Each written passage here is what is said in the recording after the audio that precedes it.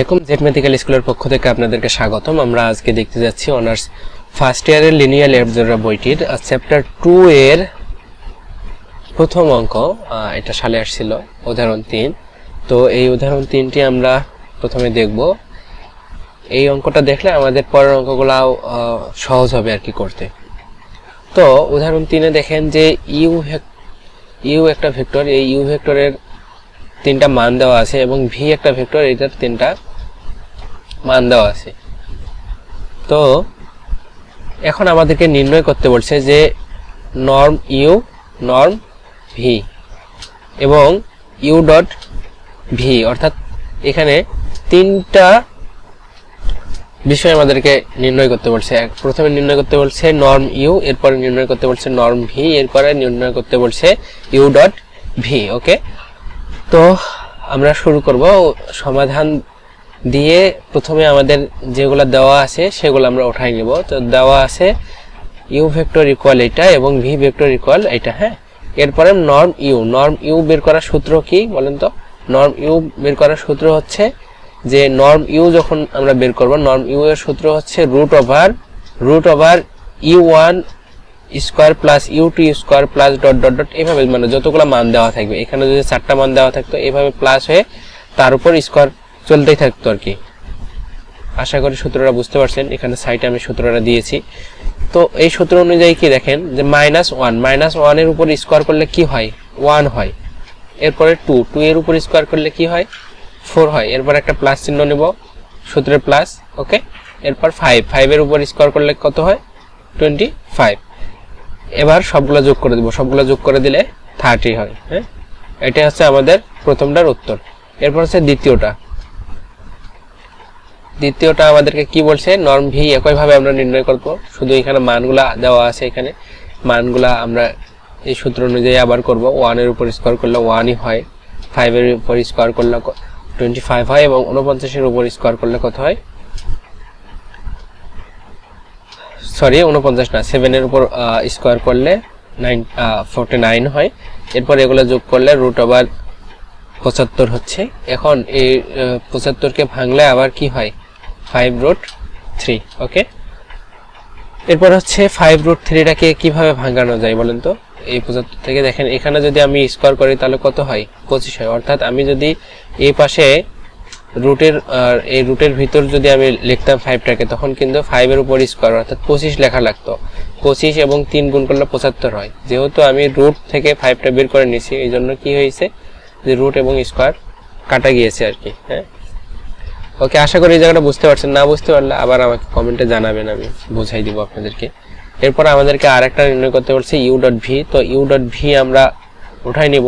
You যেটা দেওয়া আছে ইউটা উঠাই নিলাম, এরপর একটা ডট দিলাম। হ্যাঁ, এরপরে ভি এর পদগুলো আমরা লিখলাম। এরপরে কি করব? ইউ ডট ভি এর নিয়মটা হচ্ছে যে ইউ এর প্রথম পদ গুণন ভি এর প্রথম পদ লিখছি, এরপর প্লাস, এরপরে ইউ এর দ্বিতীয় পদ প্লাস ভি এর দ্বিতীয় পদ লিখছি। ওকে, এবার হচ্ছে প্লাস, এবার হচ্ছে ইউ এর তৃতীয় পদ ভি এর তৃতীয় পদ। ওকে, এরপর সিম্পলি এগুলা গুণ যোগ বিয়োগ যা হয় তা করব। এখানে 1 এর সাথে -1 গুণ করলে -1 হয়, 5 এর সাথে 2 গুণ করলে 10 হয় এবং এখানে 5 এর সাথে 7 গুণ করলে কত হয়?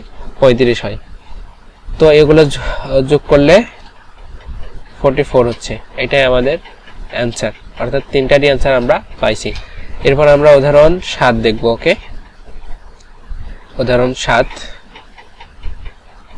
তো আশা করি এই অঙ্কগুলো বুঝতে পারছেন আপনারা। আমরা এবার উদাহরণ 7 দেখি।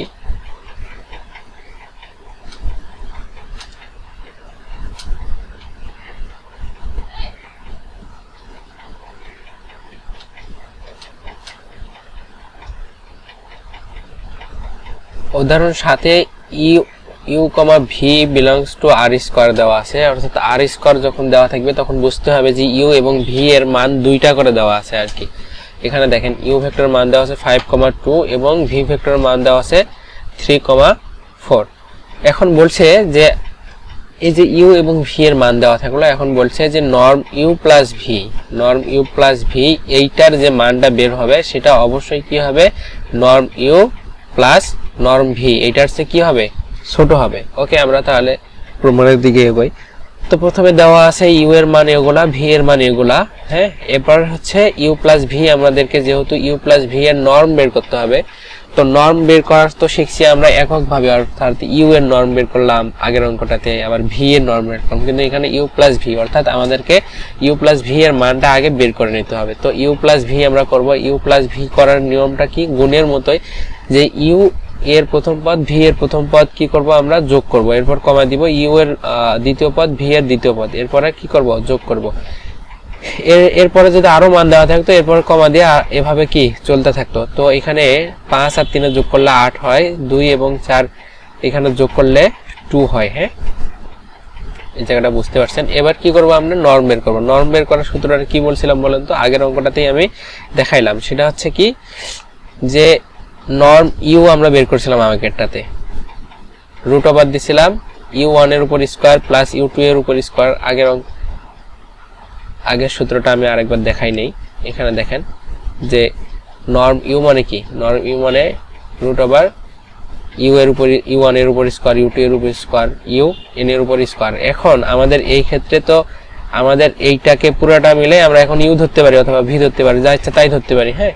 তো এখান থেকে আমরা কি করতে পারি, যে নর্ম ইউ প্লাস ভি মানে নর্ম ইউ ধরলাম আমরা বোঝার সুবিধার্থে আর কি। তো root over u plus v এর প্রথম পদের উপর স্কয়ার, এরপর আছে ইউ প্লাস ভি এর দ্বিতীয় পদের উপর স্কয়ার। এভাবে যদি এখানে যদি আরো পদ থাকতো তাহলে সেগুলো কি এভাবে আমরা নির্ণয় করতাম।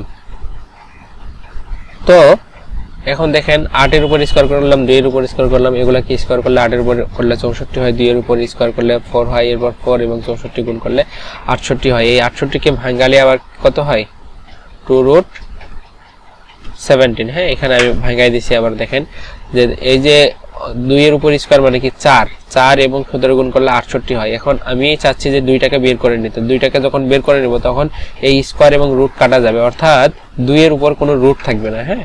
যখন 2টাকে আবার ভিতরে ঢুকাবো তখন কি হবে, আবার 2 এর উপর স্কয়ার অর্থাৎ 4 হবে। আশা করি বুঝতে পারছেন।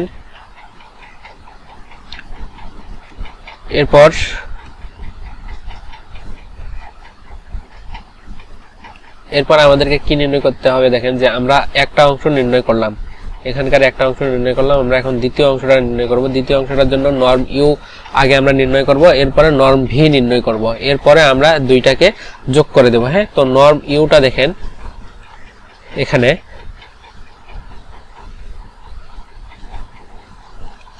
এটা হচ্ছে নর্ম ইউ বের করার নিয়মটা খুব সহজ। আমরা আগের অঙ্কটাতে দেখলাম যে u1 এর উপর স্কয়ার, অর্থাৎ u1 বলতে এখানে 5 কে বোঝানো হচ্ছে, এবার প্লাস দেব, এরপর আছে u2 এর উপর স্কয়ার, u2 এর মান কি -2 এর উপর স্কয়ার দেব, এরপর 5 কে স্কয়ার করলে 25 হয়, 2 কে স্কয়ার করলে 4 হবে, এই দুটাকে যোগ করলে 29 হবে। এতটুকু জায়গা আমরা বুঝতে পারছি। এরপরে আমরা দেখব যে নর্ম ভি নির্ণয় করব। নর্ম ভি এর মানটা আমি আরেকবার দেখাই নাই, দেখেন যে নর্ম ভি ইকুয়াল 3 এবং 4 আছে, হ্যাঁ। তো 3 এবং 4 আছে নর্ম ভিটা, আমরা নর্ম ভিটা দেখতেছি এখন। নর্ম ভিটা দেখেন 3 এবং 4 ছিল আমাদের, তো 3 এর উপর স্কয়ার করব এবং 4 এর উপর স্কয়ার করব, তার উপর একটা সূত্রের রুট আছে, এরপর 3 কে করলে 9 হয় এবং 4 কে করলে 16 হয়। তো এখন দেখেন যে এই দুটো যোগ করলে আবার 25 হয়, 25 কে রুট করলে 5 হয়, হ্যাঁ। তো এখন আমাদের অঙ্কটাতে কি ছিল বলেন তো, অঙ্কটাতে ছিল যে ইউ প্লাস ভি নির্ণয় করতে বলছিল। তো ইউ প্লাস ভি কি, আমাদের ইউ এর মান নির্ণয় করছিলাম আগের পৃষ্ঠাতে, সেটা হচ্ছে 29, এবং এখানে ভি এর মানটা নির্ণয় করলাম, ভি এর মান কত পাইলাম 5, ওকে। তো এই দুইটা যোগ, তো এই দুইটা যোগ করার পরে আমরা আগের অঙ্কটাতে দেখেন যে আমাদের এখানে আসলো যে এই দুইটা যোগ করার পরে আসলো √29 + 5, এবং আগের অঙ্কটাতে ছিল আমাদের 2√17।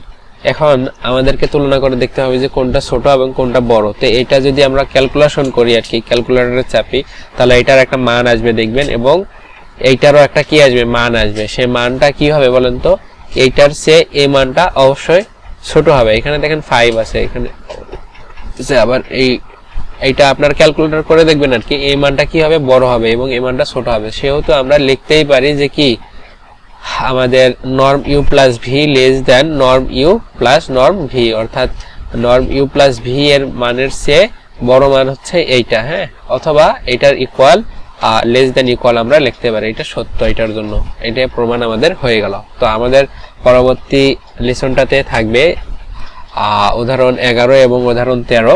আপনারা চাইলে নিজেরাও দেখতে পারেন, কোনো সমস্যা থাকলে আমাদের ইউটিউব চ্যানেলে পরে ভিডিও দেখতে পারবেন, ওখানে আরো কয়েকটা অঙ্ক করানো হবে আর কি। তো আপনাদের যদি বুঝতে কারো কোনো সমস্যা হয় অবশ্যই কমেন্টে জানাবেন এবং আমাদের এই চ্যানেলটাকে সাবস্ক্রাইব করবেন, আপনাদের বন্ধুদের মাঝে শেয়ার করবেন। আপনাদেরকে আজকের এই ক্লাসে ধন্যবাদ। আগামী দিনের কোনো ক্লাসে আবার দেখা হবে ইনশাআল্লাহ। আসসালামু আলাইকুম।